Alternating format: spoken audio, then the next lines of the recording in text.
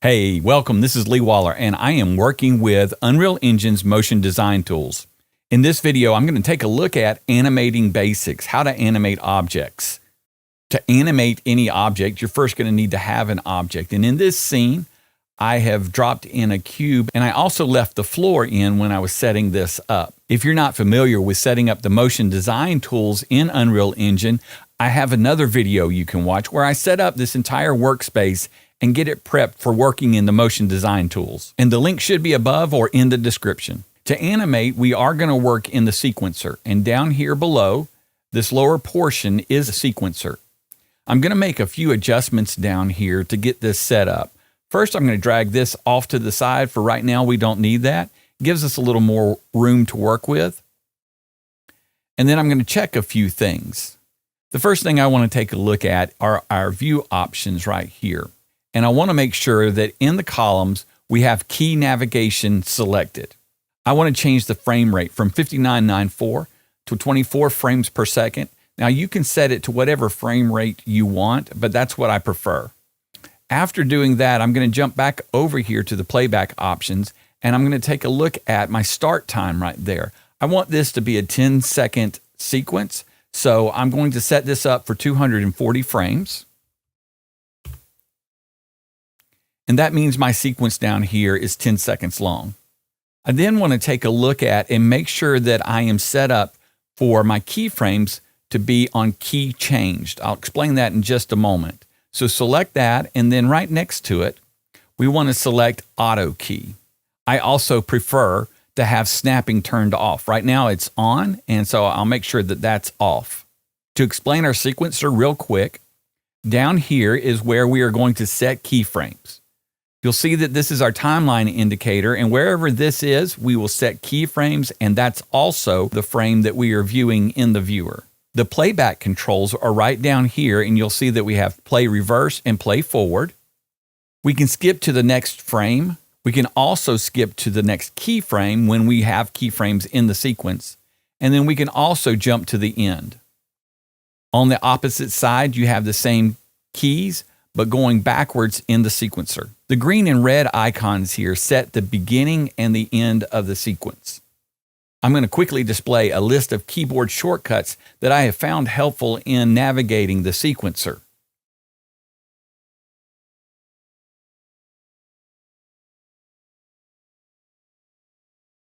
The animation that I'm going to create is just moving this cube around this space here.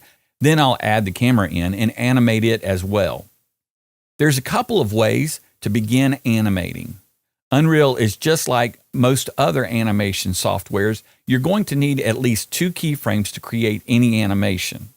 To animate the cube, I'm going to need the cube down in the sequencer. And I can come up here into the motion design outliner, grab that cube and drag it into the sequencer and drop it. We're also going to need to add our transform properties to it. I'm going to open this up just a little bit. I'm going to click on the plus button, go to transform and drop that in. Now you'll see that we have our transform of location, rotation, and scale. Under each of those, you'll see that you have X, Y, and Z axis. You can set a keyframe individually for those properties or for all 3, or if you want to set a keyframe for all of the location, rotation, and scale, you can click right there.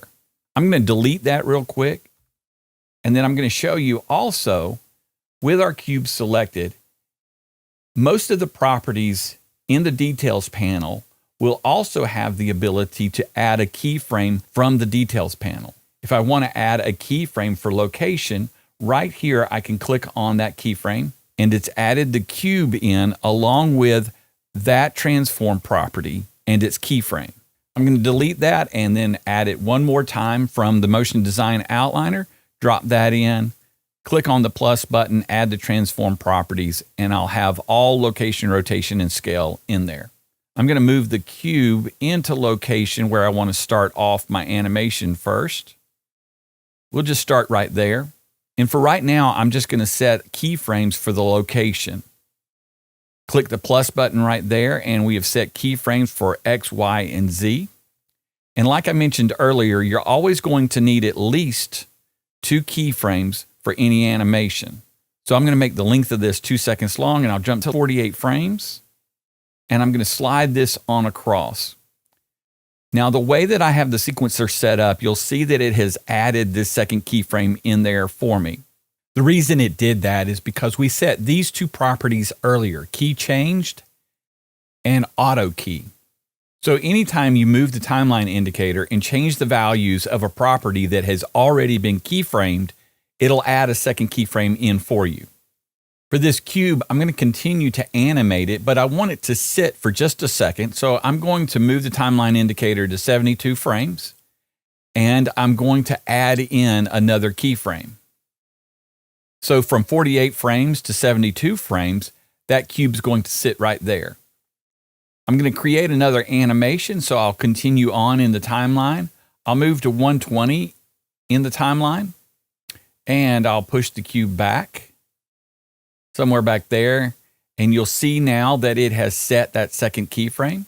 So I'm going to jump back to the beginning of the timeline, and I mentioned earlier that there are keyboard shortcuts. I'm going to use a keyboard shortcut to jump back to the beginning of the timeline. If you don't want to do that, you can click on this button right here. But that keyboard shortcut is the up arrow. And then I'm going to hit the down arrow and it'll start playing. So you see that we've animated in the first 2 seconds. We pause for a second and then we animate for another 2 seconds. So I'm right there where I want to hold again. So I'm just going to click add a new keyframe and we've created a hold. I'll jump forward in the timeline a bit and move over. We've created that animation, and I'll just do this quickly. Set another hold. And for this last keyframe, what I want to do is I want the cube to end up where it started off. So I'm going to select this keyframe at the beginning, right-click on it, and copy. And then I'll just set my timeline indicator at 240, and I'll paste Control-V, that keyframe right there at the end.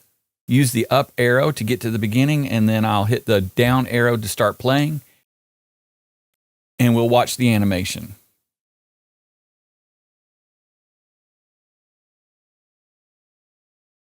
Now, if I want to change the timing of any of these, I can simply grab that keyframe and move it forward or backwards in the timeline. So I'm going to move it backwards a bit to speed up this first animation, and I'll grab the second one also, so that we keep the time on that hold. And I'll jump back to the beginning and hit the space bar. You'll see that that animation is much faster. The second one is much slower. And so anytime we want to change the timing of any of our animations, we can do that by manipulating the keyframes. We can select several of the keyframes by simply clicking and dragging. And then I can drag these keyframes. And I want to make mention of the type of motion that we're seeing right now. I'm going to jump back to the beginning of the timeline. And let me make this a little bit longer animation here. So I'm just going to move this back. So it's going to be quite slow. And do you notice how when it starts off slowly and builds in speed, and then it begins to ramp back down in speed. It eases into the stop, eases out of the beginning, speeds up, and then begins to slow down to ease into that stop. That is known as the keyframe interpolation.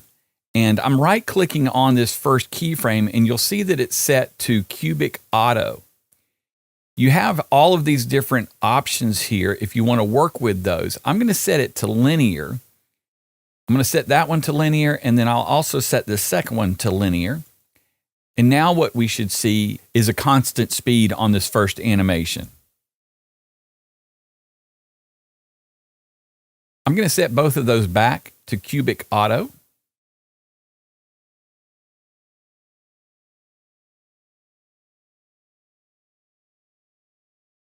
And I'll adjust this back to where we originally had it. I want to take another look at how we can manipulate the speed and the easing of these keyframes. I'm going to jump into another window. I'm going to go up here to this icon right here, the curve editor, and click on it. it opens up the curve editor. Now what you're seeing is, for these animations, the curves of those animations. So I mentioned earlier that they're easing up in speed from the beginning of the animation, hitting a max speed, and then beginning to slow down and easing into the stop. We have the ability to even adjust these more. So I'm going to click on the keyframe right here, and you'll see these handles.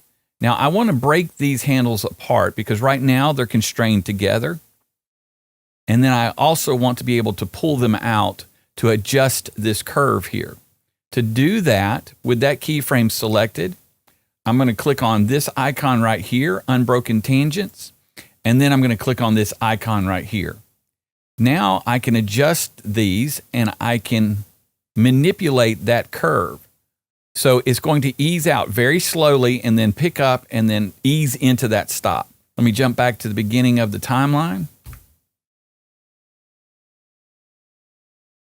I'm going to jump back to the sequencer and add a little bit more animation to this. Go to the beginning of the sequencer, and I'm going to animate the rotation. I'm going to open up rotation, and I'll work with these one at a time just to demonstrate animating the individual axes. I'm going to start with roll, so I'm going to set a keyframe right there. And I'm going to jump to this next keyframe, and I'm going to use a keyboard shortcut. It's going to be the period on the keyboard right above the Alt button.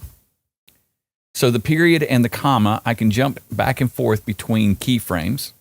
And I'll go ahead and set this to 180 degrees and then jump back to the beginning of the timeline and play through that. And I'm going to continue to add in. Let me jump back to this previous keyframe right there, and I'll add in an animation for pitch. So I'm going to start it right there and then jump again to the next keyframe. And I'll set that to 180 degrees. And just to go ahead and play this on out, I'll set a keyframe for yaw right there. Jump to the next keyframe and set that to 0. And just following that routine, I'll set another one for roll right there. And it has reset that to 0. So I'm going to set that to 180 so that it matches. That way it will not be rolling during this time right here. And I'll jump to the end and I'll set this to 0. Let's take a look at that animation now.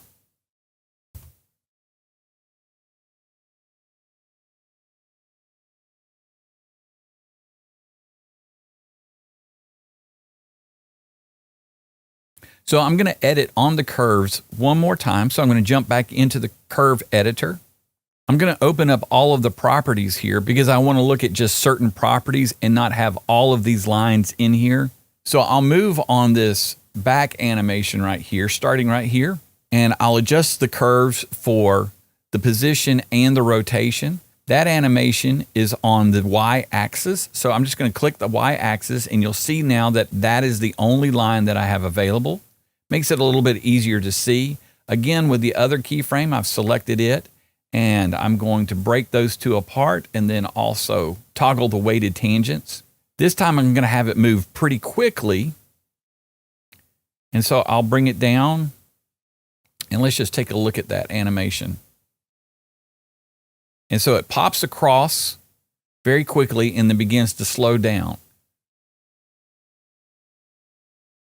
I'll make a little bit of adjustment on this second keyframe for that animation. And go back and take a look at it. And then I'll go take a look at rotation. And let's see, which one did we animate for that? And the one we want is yaw. And I'm using the scroll wheel to bring this in a little bit and then using the right mouse button to move the graph editor around. I'm going to scrub through that animation and take a look at it. So I'm going to click on this keyframe right here and make my adjustments.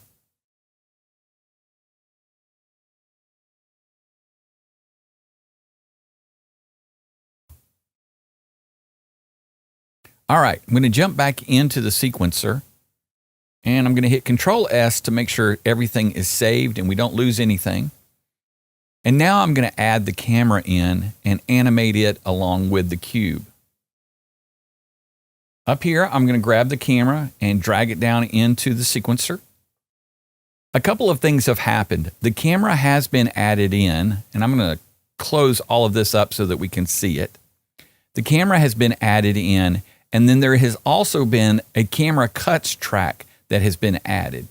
We're only going to use this one camera, so we're not going to cut from one camera to another, but in another video, I do go over the camera cuts track, adding in 5 different cameras and cutting between them. If you want to see that video, the link is above or in the description.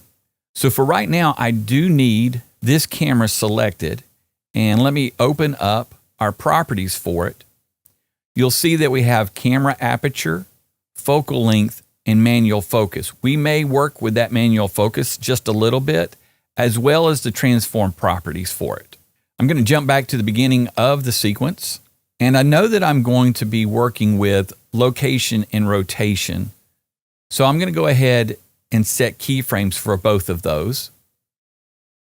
And then I'll begin to position my camera. Now, if you've added in a camera using the create defaults right here, that'll work. But I just want to make note of the camera may be locked, so you'll want to unlock it right there. I've already unlocked mine, and I'm going to begin to navigate around. You might also want to slow the speed of your camera down. You can click right here, and I've brought it all the way down to what should be 0.033, and then I've just added a little more speed to it by adjusting this to 1.5. This is a good speed for me because I'm not real good at these controls. I'm going to use the W, A, S, and D along with my mouse buttons to navigate. So I'm going to move the camera into position. I'm using my right mouse button right now, and I'm going to use the W key and zoom in just a little bit. And again, using the right mouse button, I'm going to set up this first shot. I think that will work for my first position. I'm going to scrub through the timeline, and of course the cube is going to move to its first position. So I'll stop right there at 48 frames, and then I'm going to navigate my camera over and move in with my W key and adjust the camera to a new position, something that works for this. I think since I know that I'm going to head in that direction, I'll leave it over here to the right a little bit. And you'll notice now that it has set keyframes for us. So let's go back and take a look at that animation. Now I could leave that, or I could go into the curve editor and adjust the timing of my camera move similar to the cube. Because if you'll remember, we adjusted the cube to start off a little bit slower and then speed up drastically at the end. So I'll jump into the curve editor and look for the properties for my camera. Open that up, transform properties, location. And so I'm going to click on location there, and it appears that most of the movement is on the y-axis. So I'm going to select it and adjust the handles here so that I can grab a hold of this. And I want to pull this out just a little bit so that we have a slower start, and then it'll ramp up and ease into that stop. So let's take a look at that. I'm going to jump back and make just a little bit more of adjustment on that. And one way we can take a look at this is, let me move in the timeline to where we kind of start losing it, and then make adjustments.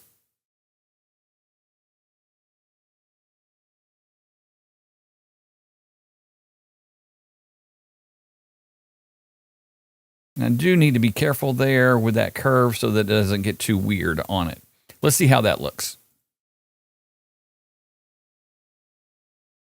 Okay. It's a little abrupt at the ends. I don't like that, so I am going to back off of this just a little bit. Let me close this up so I can see it.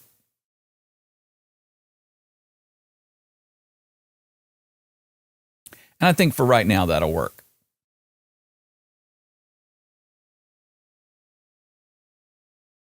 Going to go back to my sequencer, and we know that we hold for a second right there. So I'll set that to 72 frames and set keyframes for location and rotation. And then let's see what the cube does. We'll stop right there at 120 and move our camera in. So I'm going to push the camera in a bit and reposition it so that I'm a little bit above the cube. And again, I know that the cube's going to start off in the left direction in just a moment. So I'll kind of pan over that way and move in just a little bit.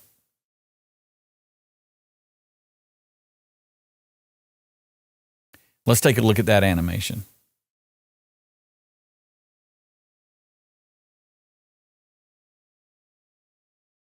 Let's check the timing of the cube, and the cube starts off about right there. So we'll hold for just a moment on our camera and then let that move across. I will take a look at where the cube is moving so that I can see that next animation. All right, so it is way down there. I'm going to hit the period key to jump me there, and I will move my camera into position.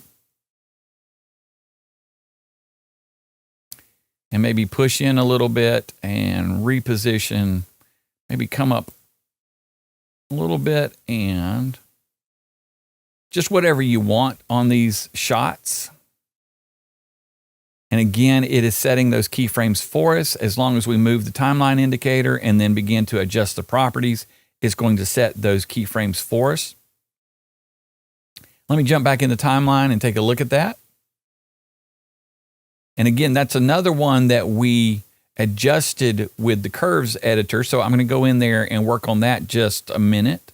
So back in my curves editor, let me go to the transform properties for the camera. And so we need to speed that animation up a bit. And it's probably mostly going to be on that Y-axis. So I'll come down here and click on these two buttons right here. Drop this down a bit, and let's see, maybe a little bit more.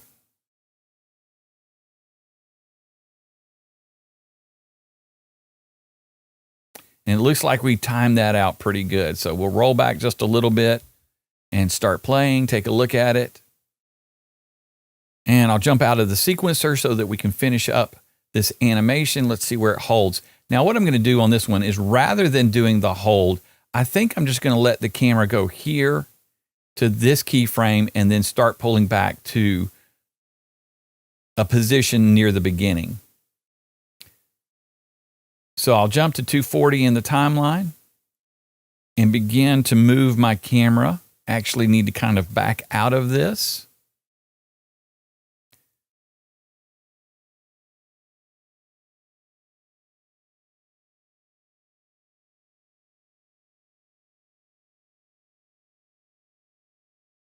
And I like that position right there. Let's see what it does as far as the animation goes. That looks really good.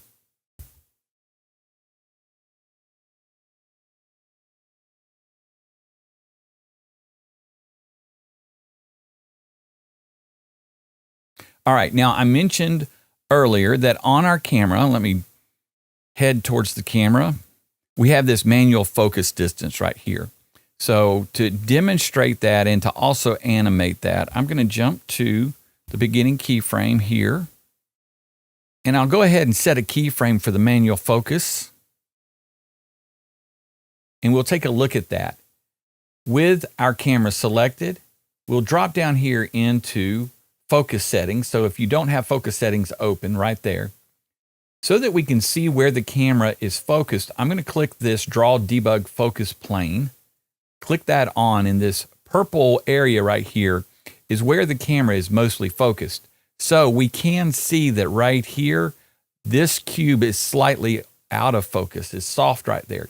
So I'm going to bring the focus closer, and I'll adjust the distance, bring it closer. And I'm going to set it about right here. That should be good for this cube. and I'll turn that off.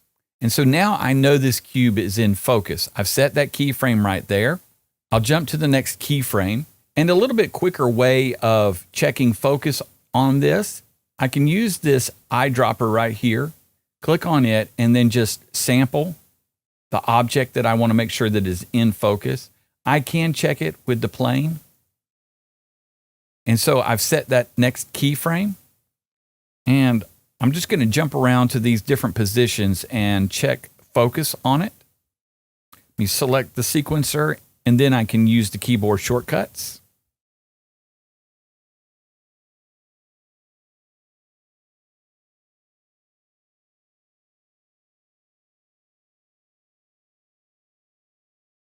I'm having a little trouble using the eyedropper on this last position. I'm not real sure why, so I'm going to use the focus plane on that. Bring that a little bit more into focus. And so now we have focus on all of those positions. Jump back to the beginning of the timeline. I'll turn the plane off. And now we can watch it.